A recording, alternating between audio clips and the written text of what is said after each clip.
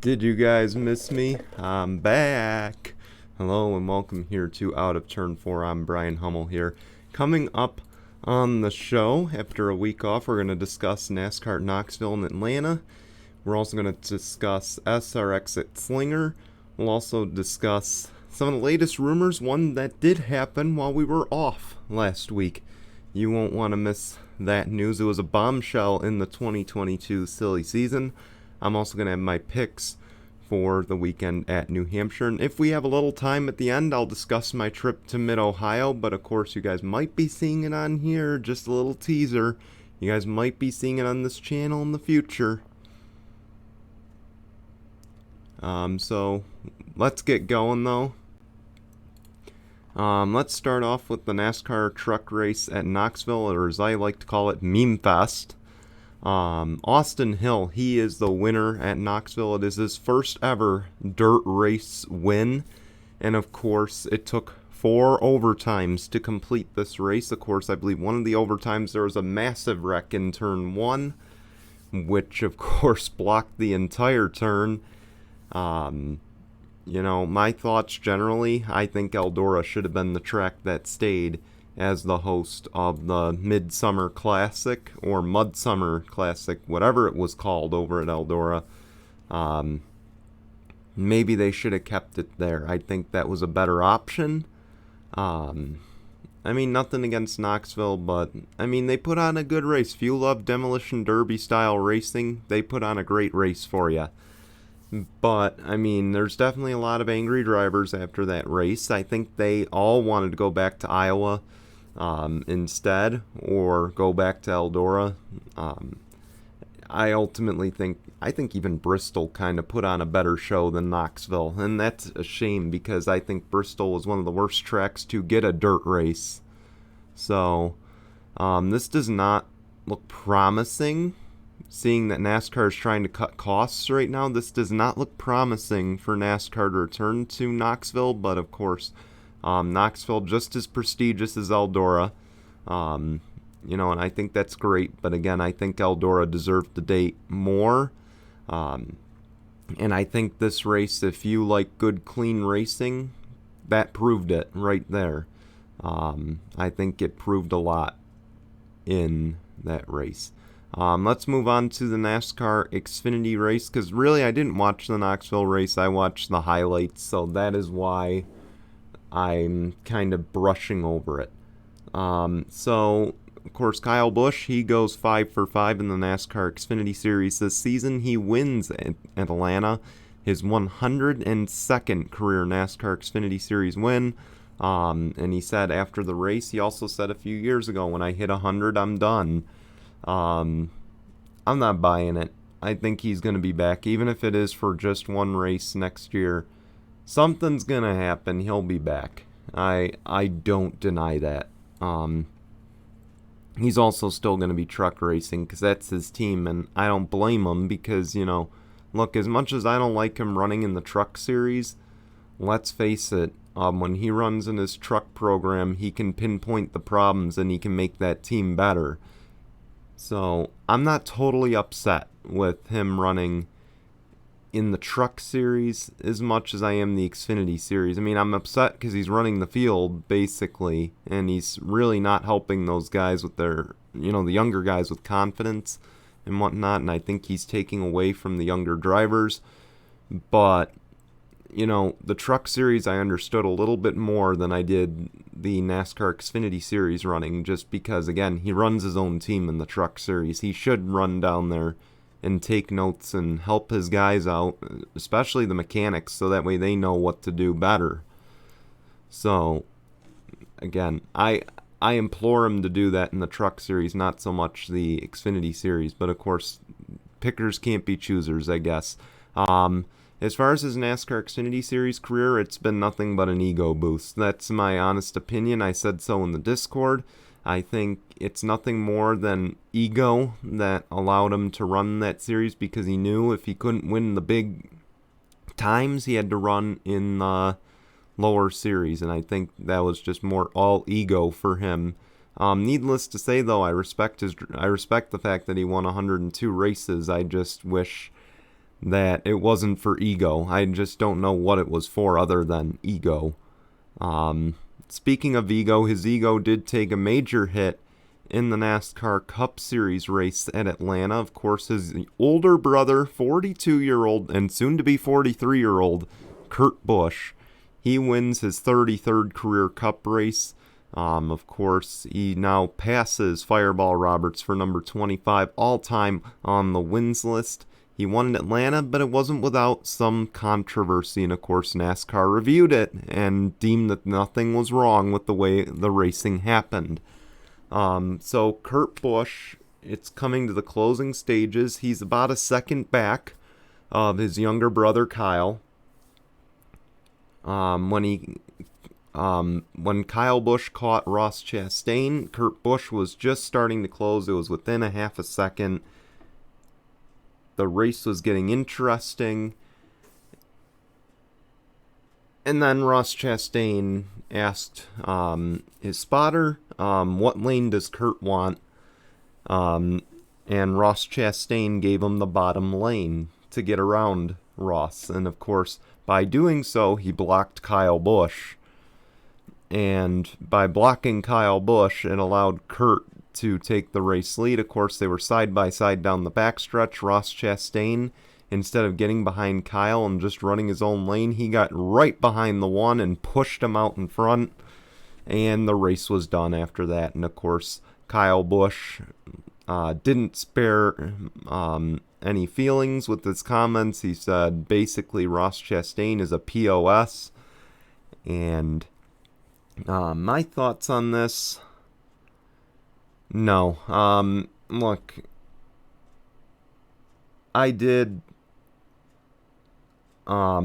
So, you see it in IndyCar all the time. You see it in F1. You see it in other major forms of racing. And I did a video on SCN about this a while ago, about team orders.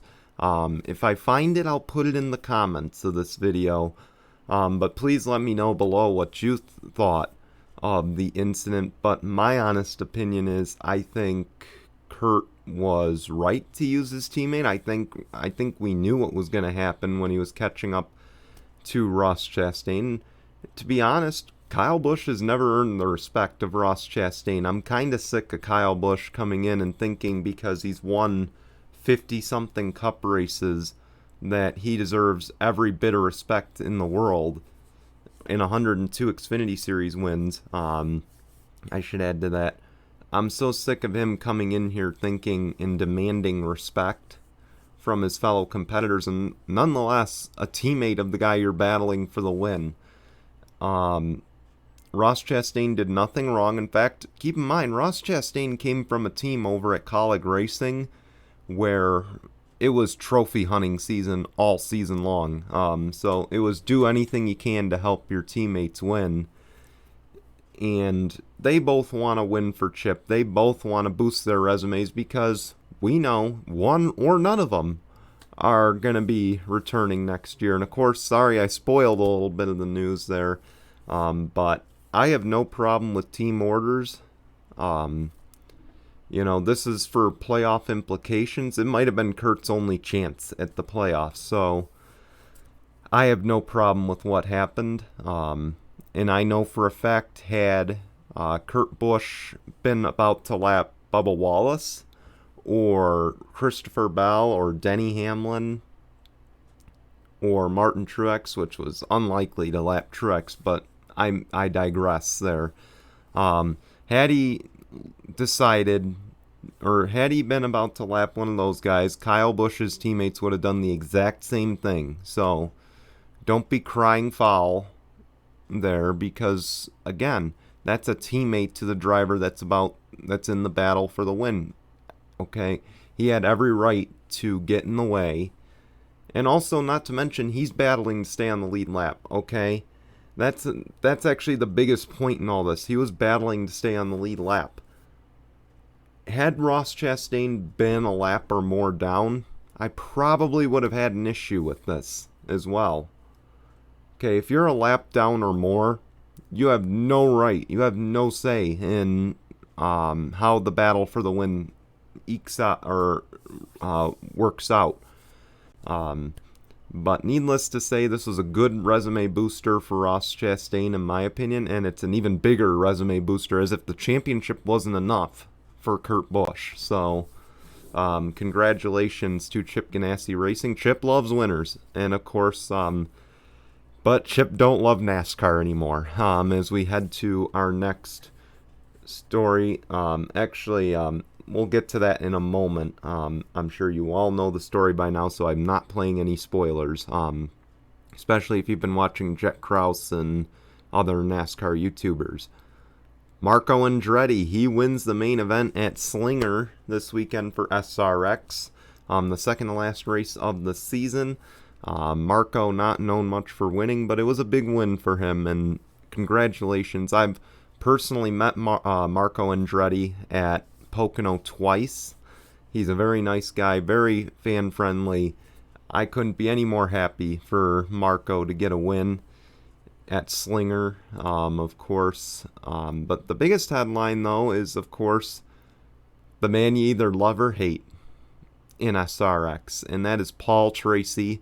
Paul Tracy made some comments after the race, or after some of the heat races, about Ernie Francis Jr., and of course in the main event he got dumped by Hailie Deegan. You're complaining about bad racing, but yet you have the reputation for being a dirty racer.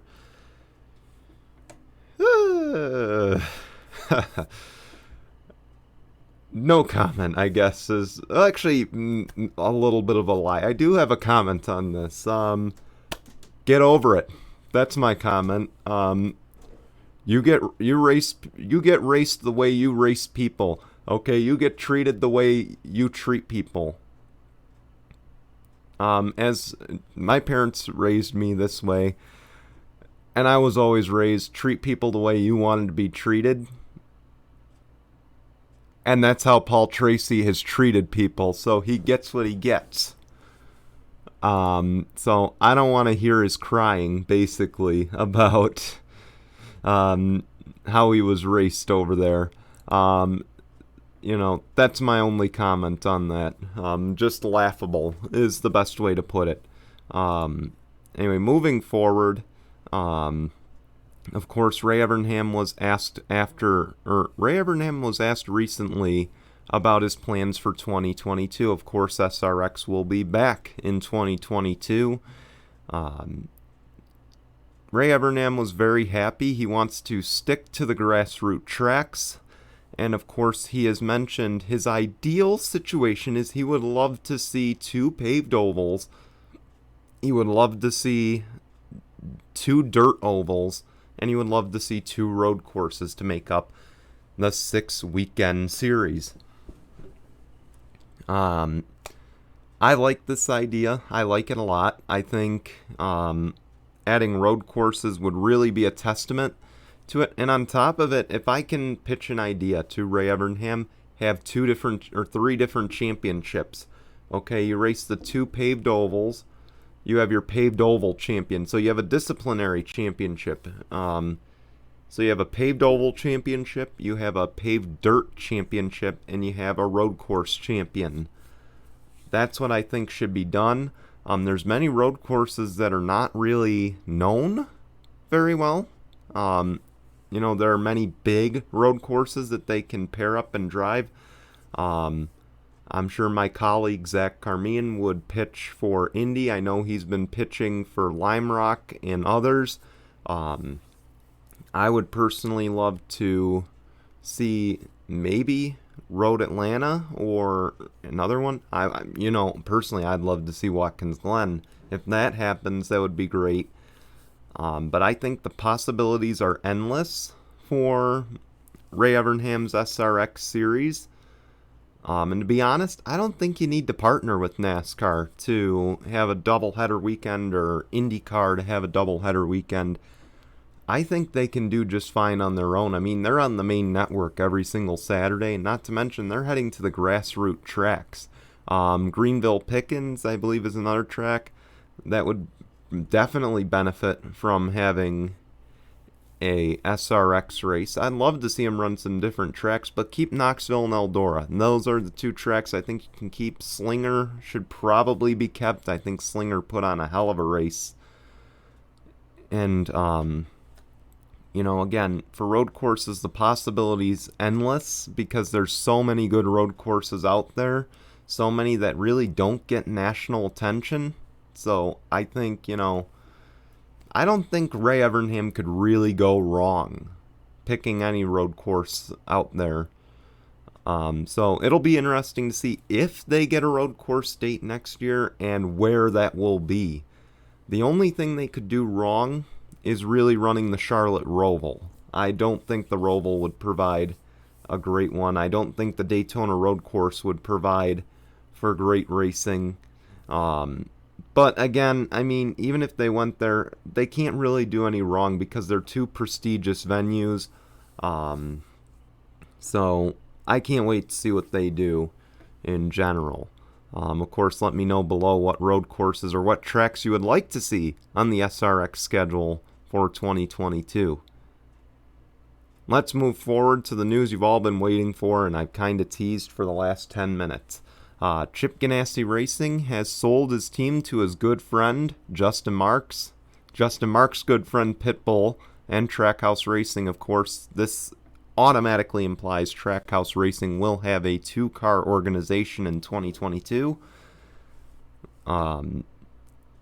This was a bombshell. I was shocked when I read it. I thought, honestly, my friend Austin sent it to me. I thought it was a lie. I thought someone lied about this. I'm like, this does not look real. I don't think this is real. And sure enough, it's real. Trackhouse Racing will be a two-car organization. It was already confirmed Daniel Suarez will be back for Season 2 with the team in 2022, and rightfully so. He's done pretty well in all of his appearances so far for Trackhouse, and it's a well-deserved one. Suarez has finally found a good home over there. I can't really rip him too much. He's gotten a few top 10s. I believe he's in the playoff hunt as well. To be honest, I think he's doing better than he has with any other team, and of course, adding a good teammate would definitely help him along the way. Of course, though, with Trackhouse buying out Chip Ganassi, the futures for Kurt Busch, our Atlanta winner, and Ross Chastain are uncertain at this point. It's been rumored for weeks that 2311 is considered Kurt Busch for a second ride. To be honest, Kurt Busch is going to be more marketable, not just because of his Atlanta win, but because of the Monster Energy sponsorship that he brings to the table. There's a big difference between him and Ross Chastain. Ross Chastain, in a way, he probably falls under the Matt DiBenedetto category, for a lack of a better way to put it. And the reason I say he falls under the Matt DiBenedetto category is, let's look at it. Ross Chastain doesn't bring sponsorship. He really had to work his way up from smaller teams to the bigger teams. And, again, no sponsorship. Matt DiBenedetto was at Levine Family Racing, almost won a race there. And then, of course, he ended up at the Wood Brothers thanks to Paul Menard, because Paul Menard went to bat for him and got him the ride at the Wood Brothers. And, of course, that stemmed from Go Fast Racing, BK Racing, when they were a team. Ross Chastain, he was at Premium Motorsports. He was with Johnny Davis. And then, of course, on the NBC broadcast, these guys said, man, if Ross Chastain gets a good ride, he's going to be a threat. And sure enough, he was put in a Chip Ganassi racing car. He was a threat. And then, of course, it led to Colleague and the Cup program for Chip Ganassi Racing. So, needless to say, I think it's going to be easier for Kurt Busch to find a ride. Maybe it's at Trackhouse, maybe it's at 2311. The other thing is maybe Colleague Racing ditches their second car, or they're not going to ditch their second car, but their plans with the second car to add Ross Chastain full-time. That's another possibility I could see happening. Maybe Ross goes back to the Xfinity Series to drive the 11 even. Because I know Matt Collig and Ross have a good relationship. So, I think if worst comes to worst, he should just go there. I just feel bad because I think Ross Chastain is going to be a threat up till Daytona to make the playoffs. And I think he's proven, not to mention, most of his good runs have come on road courses this year. This should be a big note to take away from this. Of course, the Cup Series has 7 road courses this season. There's a chance there's going to be an increased presence of road courses in the coming years with the next-gen car being a new transmission, new body, everything. So I think road course driving is very valuable, and Ross Chastain has proven he's not a bad road course racer. I mean, he did well at Circuit of the Americas. He did well at Road America. I believe he finished second at Road America. So, he's proven that he can race at the road courses. He's, of course, proven that he can drive at the super speedways. He's done well on some of the mile-and-a-halfs as well. He's getting better as a driver, and I would just hate to see him lose that opportunity just on a technicality. But, again, time will tell. I think he'll land on his feet somewhere. It might not be the best situation, but he will land on his feet, and I'm sure any big team could benefit from his presence. I think Trackhouse is a possibility if he can find sponsorship, and, of course, if Kurt Busch goes to 2311. But Trackhouse could have other ideas. They could have another driver lined up. It's also going to depend on, will Clover follow? Is Clover going to leave the sport? Is McDonald's going to leave the sport? That's 2 big questions. Is McDonald's going to just go to Bubba Wallace and stay at 2311?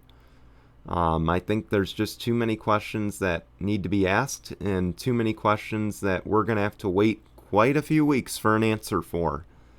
So we'll see what happens in the coming weeks. So the other big story this week is, of course, NASCAR drivers are very upset about the repave at Atlanta. Denny Hamlin had stated that NASCAR has not asked any of the drivers for input on what could make the racing better. There's a huge disconnect right now between NASCAR drivers and NASCAR executives. And to be honest, that leads me to question what's more important, the happiness of the fans or the happiness of the drivers? And of course, this is a good question for me to answer, being a sport management, or having a degree in sport management, having done a few business plans as projects in school. This is my area probably of expertise. To be honest, obviously fan input is very big. NASCAR fans, probably the most loyal out of any fan base in any sport. There's no denying that. NASCAR fans are the most loyal of any sport. Racing fans are the most loyal. If there's a sponsor on a car, NASCAR fans are more likely to go and support that sponsor, or more likely to get to know more about it. This is, of course, one of my projects I did. Obviously NASCAR did their research.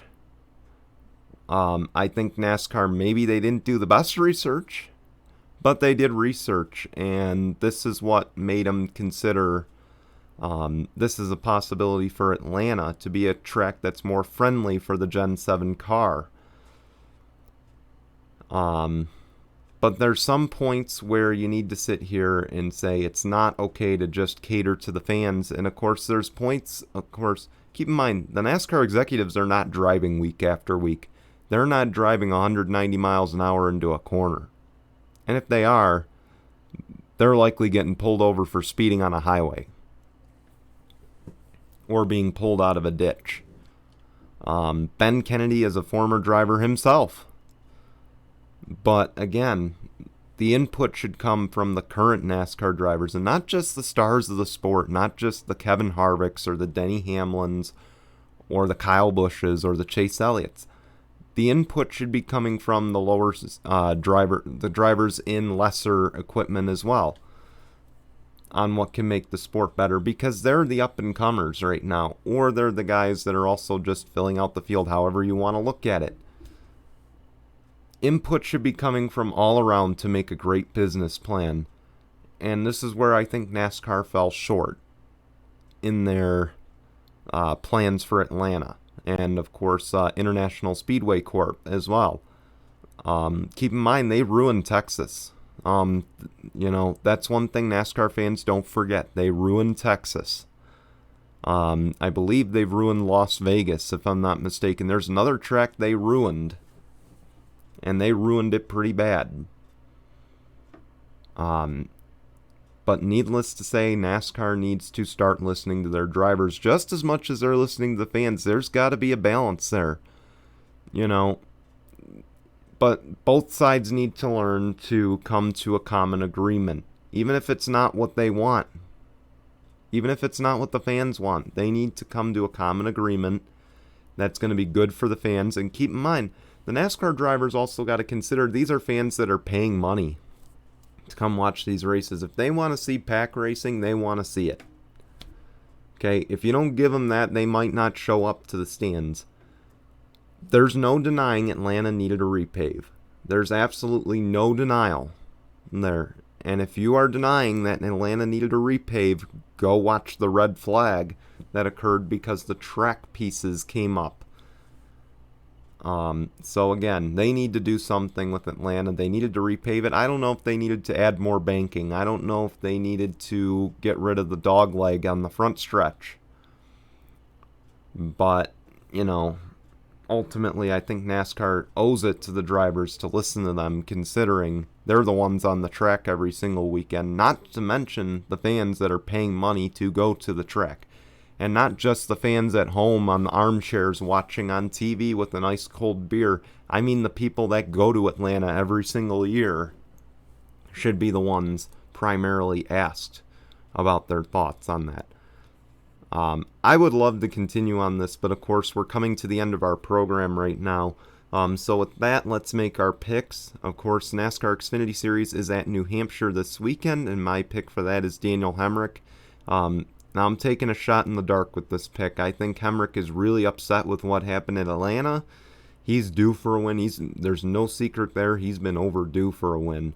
I think he gets it this weekend at New Hampshire. And, of course, the other New Hampshire race is the NASCAR Cup Series race. Keep in mind, this is a race that was canceled due to the pandemic last season.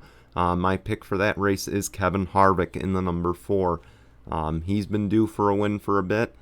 He's won the last 2 races there. There's a chance he could go for 3, and if not, I think it's going to be Kyle Larson or one of the Hendrick guys, because, of course, Hendrick and Chevy are just rolling right now.